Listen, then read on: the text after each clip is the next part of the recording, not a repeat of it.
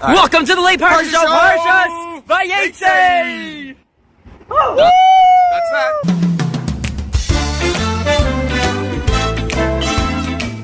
Last week's Torah portion ended with Jacob, our forefather, being informed that his brother Esav wants to kill him.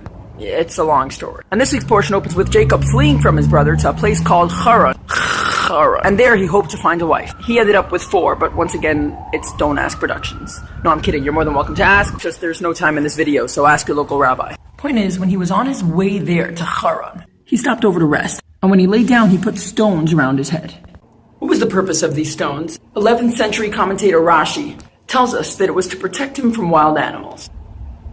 If Jacob was worried about animals harming him while sleeping in the great outdoors, and these stones were meant to protect him, why did he only protect his head?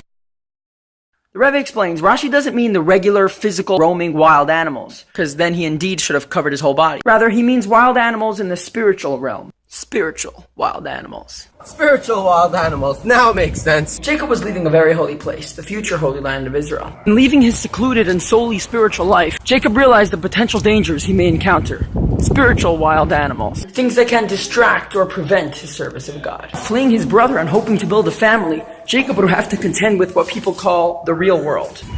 The real world is the world of Torah, but call it what you want. Leaving the holy place he was and going to Haran, he was going to support a family. He would have to work hard. Jacob understood the potential danger and risk this posed. His work can distract him from service of God, and the regular struggle of serving God is itself hard. And this is why Jacob put the stones around his head. Dealing with physicality is a good thing. I mean, that's why God put us in the world. But everything we do should be based on how the Torah tells us to do it, how God wants us to do it. However, it is possible that we get distracted and even prevented from doing the right thing due to the circumstances that we feel we're in, or we are in.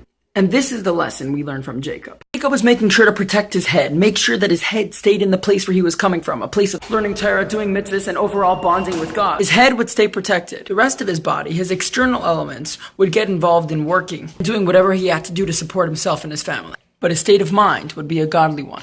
This is why the Torah describes work as the toil of your hands.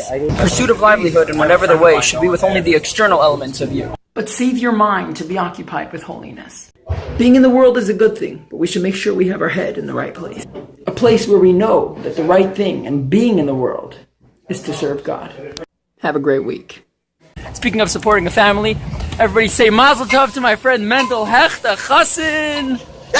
That means groom. My cousin and good friend Loey Einmander is a chassan as well. Loey, I wish you on your kala Rachel and Mendel on your kala Basi a mazel tov, mazel tov, mazel tov, zol zayin a binyan ad yad. Hey, great news for everybody. Mashiach is coming.